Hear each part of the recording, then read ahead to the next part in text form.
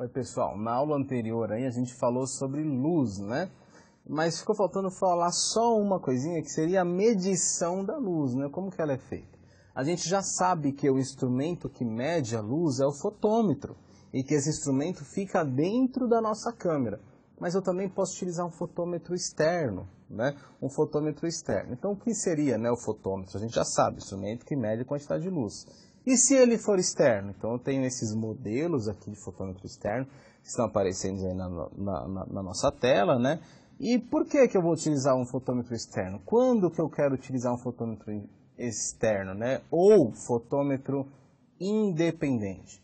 Quando, por exemplo, a minha iluminação, né? Quando eu quiser fazer a medição da luz, mas fazer a medição de luz incidente.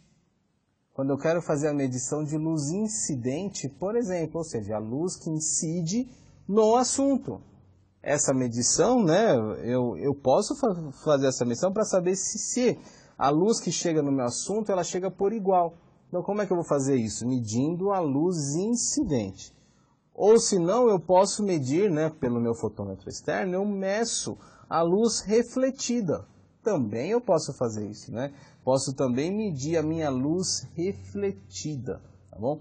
É claro que o fotômetro da minha câmera só mede a luz refletida, tá bom? Pessoal, então aqui a gente finaliza, né, essa parte de luz, né, de iluminação, tudo bem? E agora a gente parte então para um outro assunto, né, que cai muito em prova, apesar de ser pouco usual, né, na fotografia, né, que o digital já está dominando todo o mercado, né, apesar de ser pouco usual, né, já não ter mais funcionalidades hoje em dia, né, o meu filme fotográfico ainda cai muito em prova e a gente tem que aprender e tem nominho chato para a gente decorar, mas a gente tem que fazer isso, tudo bem? Primeiro, então, a gente vai entender o que seria o filme fotográfico. Antes de qualquer coisa, existe o filme fotográfico, tá bom? O filme fotográfico é uma película gelatinosa com sais de prata. Uma película gelatinosa com sais de prata, que, quando expostos à luz, eles reagem quimicamente, fisicamente, formando uma imagem, tá bom? Então, o que a gente tem que entender? Que o filme fotográfico é uma película gelatinosa com sais de prata. Esses sais de prata, gente, só para a gente entender, eles podem receber vários nomes, tá? Ou a gente chama de sais de prata, ou a gente chama de grãos de prata, ou a gente chama de aletos de prata, ou a gente chama de brometo de prata, tá bom? Tudo isso são sinônimos da mesma coisa. O que seria isso? São os pontinhos, né? É um material que é sensível à luz, que fica lá no meu filme e que é sensível à luz, tá bom? Gente, nós podemos classificar o filme, né, o filme fotográfico, pela sensibilização às cores. Se ele é monocromático, ortocromático, pancromático, daqui a pouco eu explico todos eles. Ou a gente classifica o filme pelo tamanho ou pelo formato dele, se ele é 35 milímetros, se ele é 70 milímetros, e por aí vai. Ou a gente pode classificar o filme pela rapidez da emulsão, né, pela velocidade que ele recebe essa luz, né, ou pelo tipo, se ele é preto e branco, se ele é color, se ele é chrome. Daqui a pouco a gente vai falar de todos esses, tá bom? Primeira coisa, a gente vai falar sobre a evolução dos filmes. Né, da evolução dos filmes. O filme ele pode ser monocromático. Né? Quando a gente disser emulsão, quando nós falarmos em emulsão, a gente está falando aí do nosso filme. Tá? Se ele for monocromático, se o nosso filme for monocromático, ele é sensível a tons de azul, por exemplo.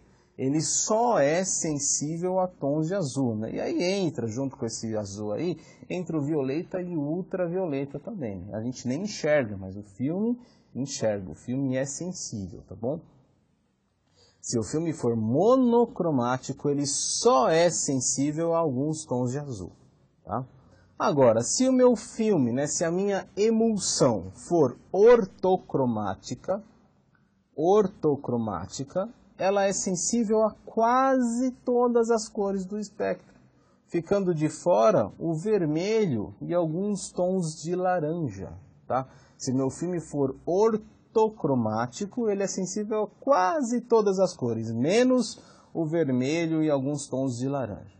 Agora, se o meu filme for pancromático, né, se ele receber esse nome pancromático, ele já é sensível a todas as cores, né? Se o filme for pancromático, ele é sensível a todas as cores, tá certo? Como eu disse também, o nosso filme ele pode ser classificado pelo formato, né? O que seria o formato? A gente já falou sobre isso, né? Lá nas nossas primeiras aulas, né? Se eu posso classificar um filme pelo formato, significa que eu classifico pelo tamanho dele, né? Pelo tamanho do filme. E eu vou mostrar aqui os formatos mais, né, relevantes aí, né? O formato 110, que é bem pequeno, o fotograma é bem pequeno.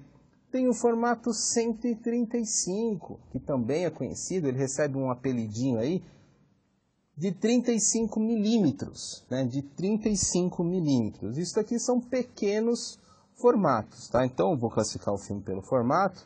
O formato 110 e o formato 135, eles entram na família lá do pequeno formato, tá certo? Também tem filmes aí de médio e grande formato, né? Filmes de médio e grande formato. Esses daqui, por exemplo, né? Tem aí filmes de 4 por 5 polegadas, né? Que já são filmes maiores. Ora, se o filme é maior, ele vai ter mais qualidade, né? Chegando aí até 11 por 24 polegadas, por exemplo. Tem até mais, né? Mas aqui é grande formato. A gente já está falando de filmes de grande formato, né?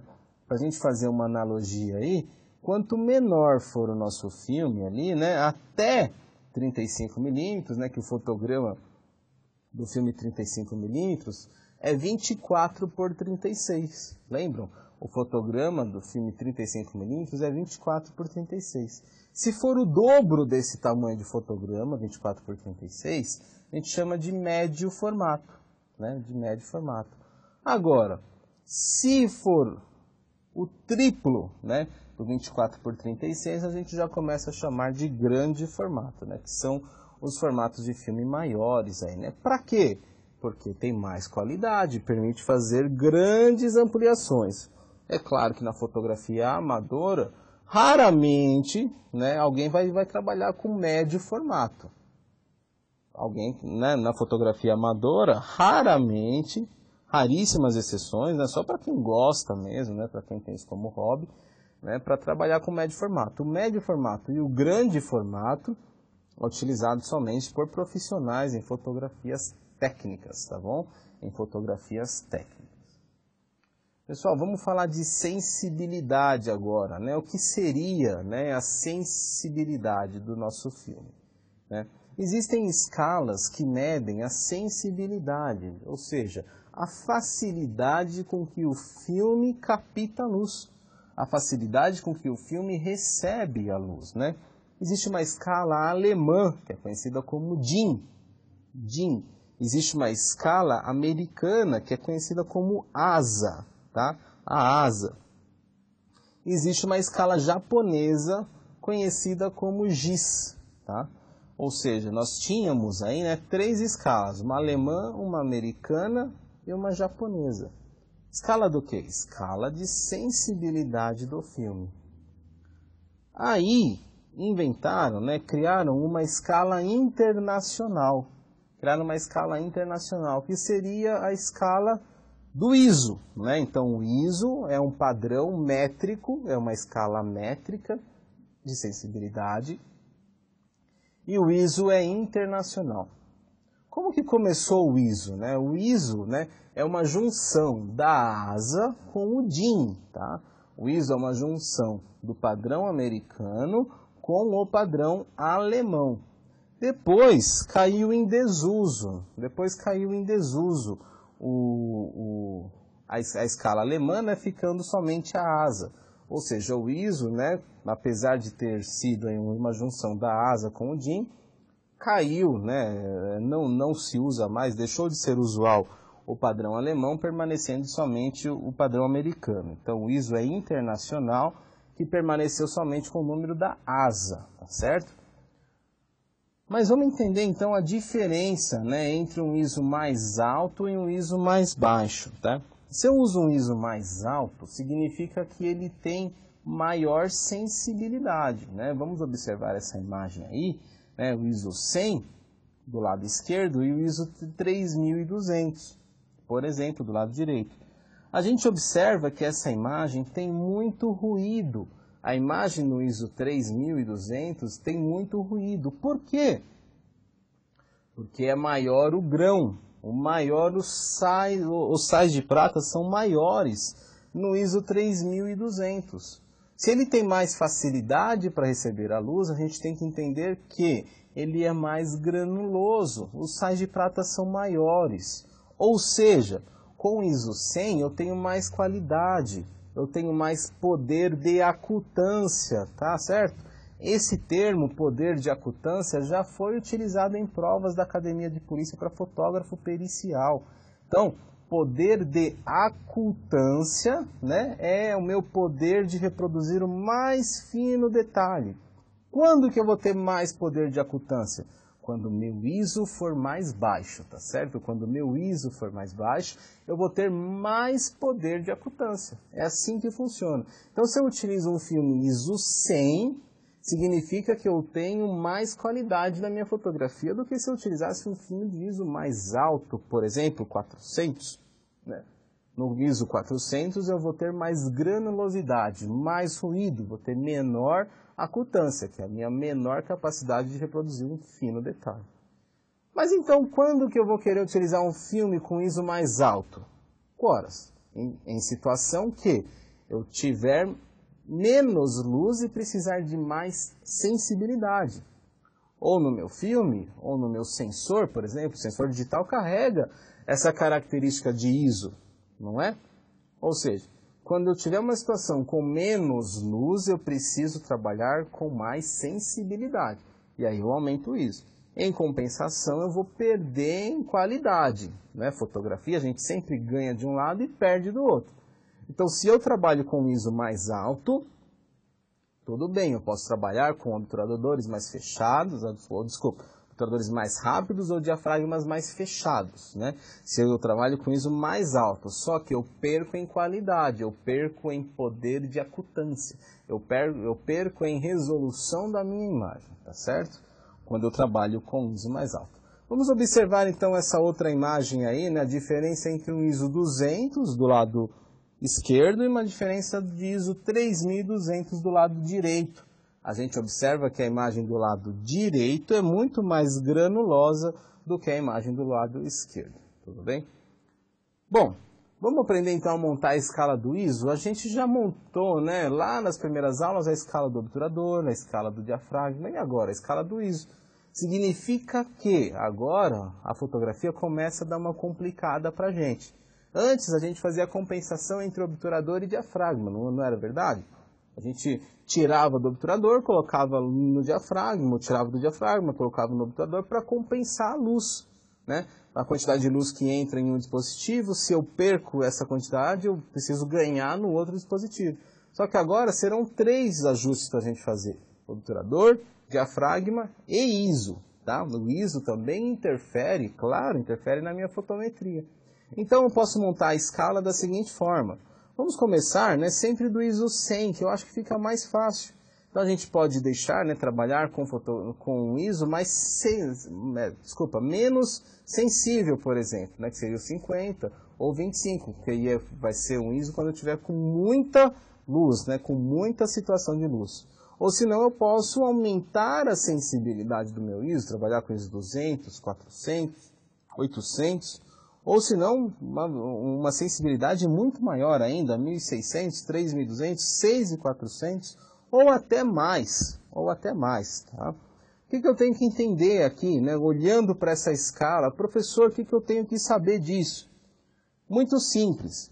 A gente percebe que, nesse caso aqui, são sempre o dobro e a metade da sensibilidade. O dobro e a metade da sensibilidade, não é? Olhando assim, é o dobro e metade da sensibilidade. Ou seja, se eu estou no ISO 100 e passo para o ISO 200, né, significa que eu tenho o dobro de sensibilidade. está entrando o dobro de luz na minha câmera, né? Então, se ele está o dobro sensível, então eu preciso cortar metade, ou metade do diafragma ou metade do obturador para manter a mesma condição de luz, o mesmo EV, tá? É dessa forma aí que a gente trabalha com o ISO, tudo bem? Outra coisa que eu preciso saber aqui, ó, quanto maior for a capacidade de diferenciar tons de cinza, menor é o contraste do meu filme. Como é que funciona isso? Ora, se o meu filme só, por exemplo, né, diferencia branco e preto, ele tem muito contraste, porque ele só consegue escrever nele branco e preto.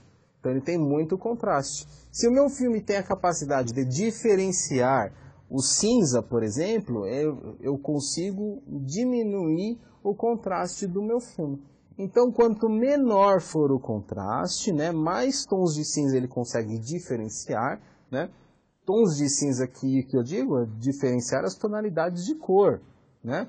Ou seja, quanto mais tons de cinza, de luminosidade ele consegue diferenciar, né, menor vai ser o contraste dele, tá? Quanto mais tons eu coloco ali, mais qualidade ele vai ter, menor contraste o meu filme vai ter, tudo bem?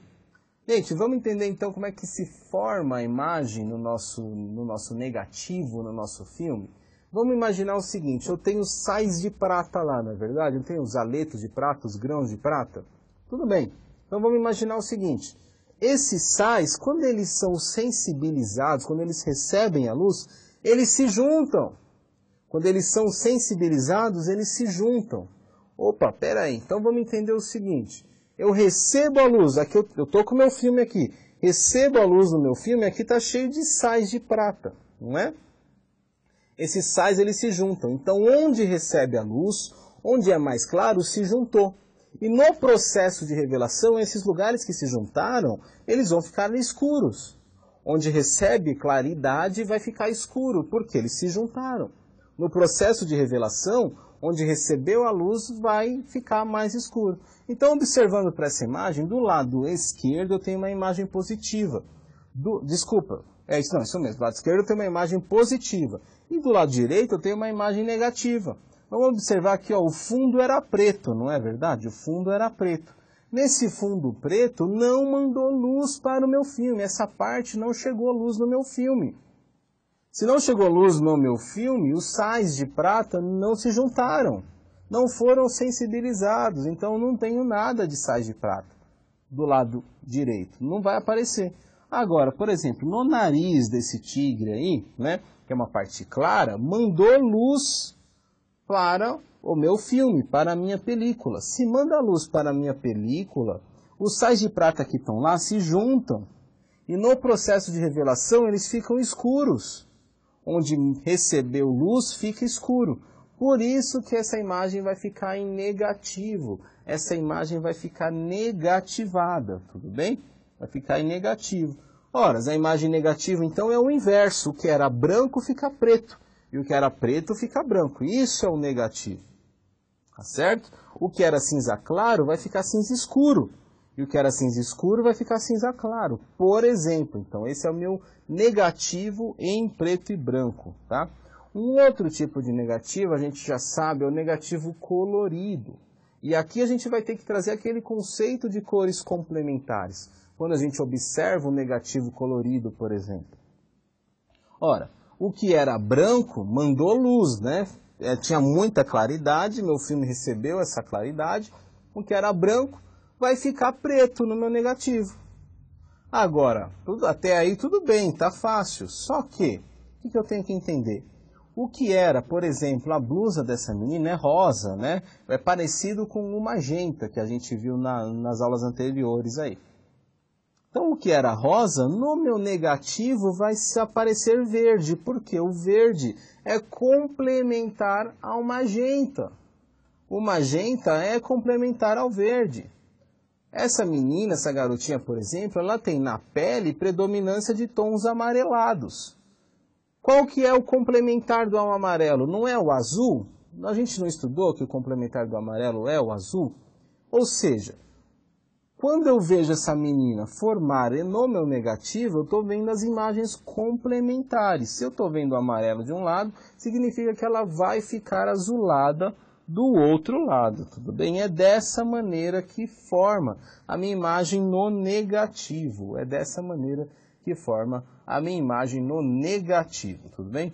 Tem um outro tipo de filme aí, né, que a gente chama de chrome, né? Filme chrome ou filme reversível ou diapositivo, tá certo? Chrome, reversível ou diapositivo. Esse filme a gente via nesse instrumento aí, né? Todo mundo vai recordar disso, chamado binoclinho. Esse instrumento chamado binoclinho, a gente via a imagem em positivo nele, não é? E no projetor de slides? Quem lembra do projetor de slides?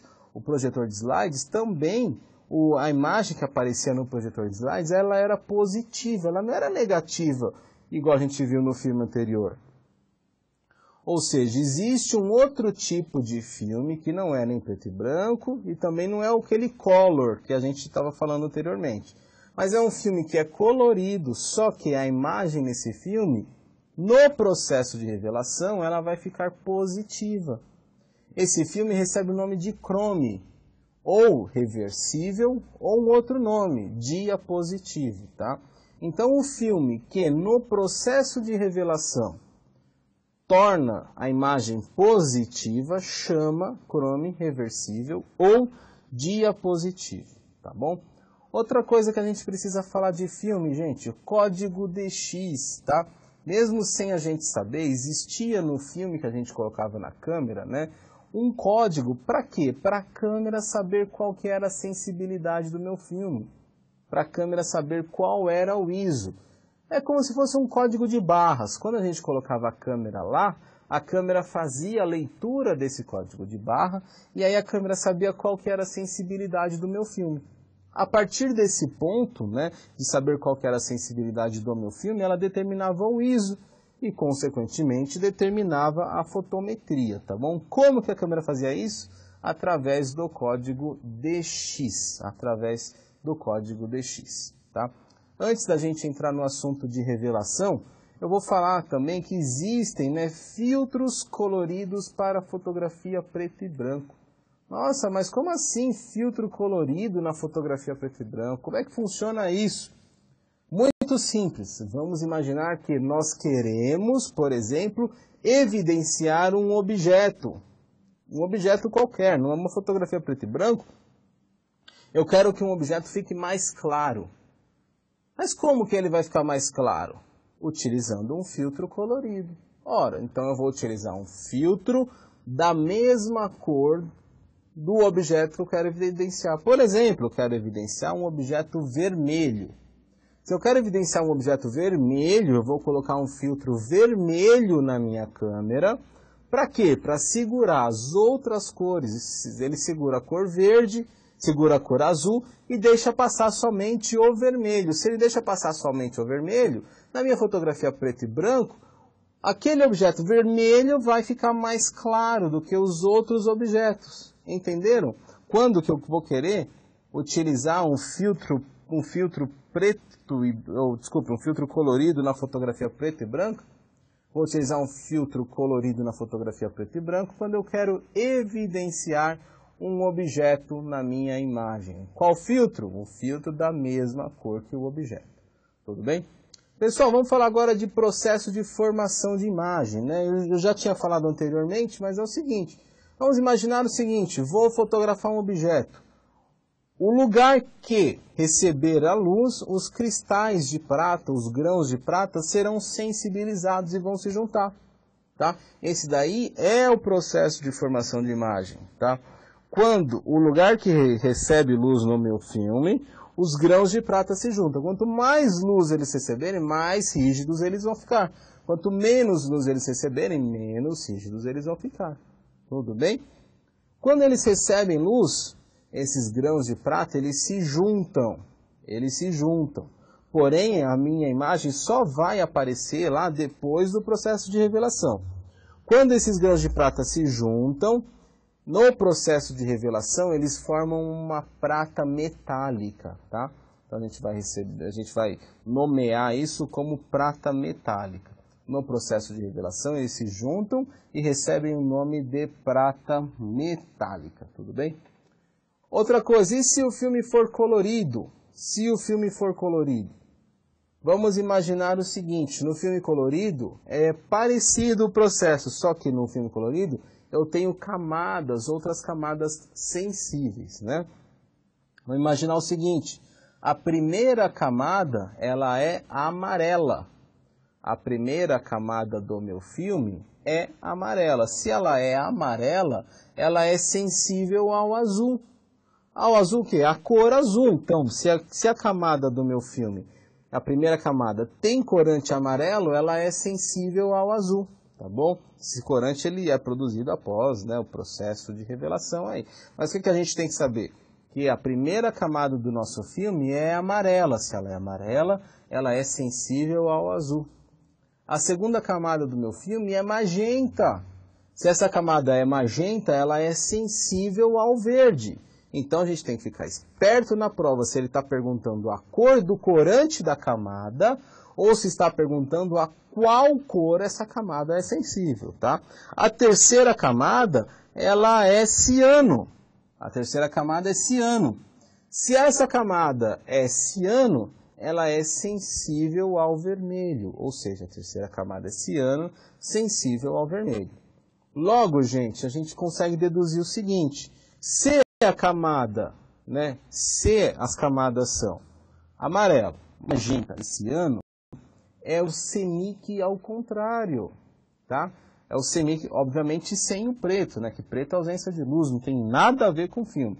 Agora, se essas camadas, elas são, né, a primeira amarela, a segunda magenta e a terceira ciano, é o CMYK ao contrário. O pigmento, a cor dela é ao contrário. Por outro lado, né, se a gente analisar essas camadas como sensibilidade à luz, se a gente analisar essas camadas como sensibilidade à luz, o que isso significa? Que ela recebe o RGB ao contrário. Se a primeira camada é amarela, ela vai receber o azul. O azul, né, seria, né, o RGB, né, o B, né, o blue, né, sobe. Ou seja, é o RGB ao contrário também, a camada que ela é sensível. Entendemos isso? Tudo bem? Não vamos confundir na prova. O cor do corante é uma coisa, a cor que ela é sensível é o inverso da cor do corante, a cor complementar ao corante. Tudo bem? Existe também uma quarta camada, né, para a nossa prova a gente vai gravar, que é uma camada de suporte, é uma camada de base. Para quê? Para segurar essas outras cores. Essa camada de base ou camada de suporte, ela não é sensível a cor nenhuma. Ela está lá só para segurar as outras camadas, tá? Só para deixar o filme bonitinho. Quando essa camada que está lá, que é uma camada de base ou de suporte, né? Ela é feita de material, ela é feita de acetato de celulose, tá certo? Essa camada é de acetato de celulose, tá bom? Antes da gente concluir esse tema, só mais uma coisinha para eu falar. O filme recebe a luz, tudo bem? O filme recebeu a luz, só que aquela imagem, os grãos de prata já foram sensibilizados, porém, a imagem ainda não está aparecendo lá. Eles foram sensibilizados, só que a imagem só vai aparecer depois do processo de revelação. Antes não vai ter nada lá. Recebeu a luz, tudo bem, já foram sensibilizados. Mas a imagem só vai aparecer no filme depois do processo de revelação. Antes do processo de revelação, a imagem está lá, já foi gravada, ela recebe o nome de imagem latente. O que seria então imagem latente? É a imagem que já foi gravada no filme, já foi estabelecida no filme, porém ainda não foi revelada, tá bom? Isso é imagem latente. Tudo bem, pessoal? Entendemos até aqui? Maravilha? Então a gente já falou de filme, a gente já falou de processo de formação de imagem também, tá bom? A gente vai terminar essa aula por aqui. Na próxima aula eu volto falando sobre os processos de revelação. E a gente tem que decorar uns nominhos chatos lá, tudo bem? Até lá, então.